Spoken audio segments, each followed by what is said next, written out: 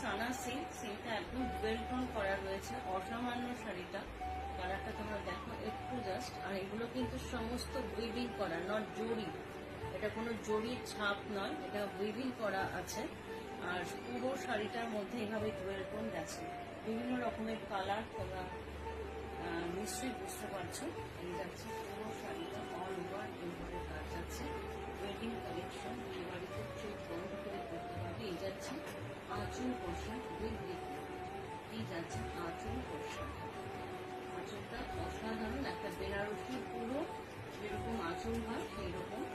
এই যাচ্ছে এটা very, this is not gorgeous but very beautiful একটা শাড়ি।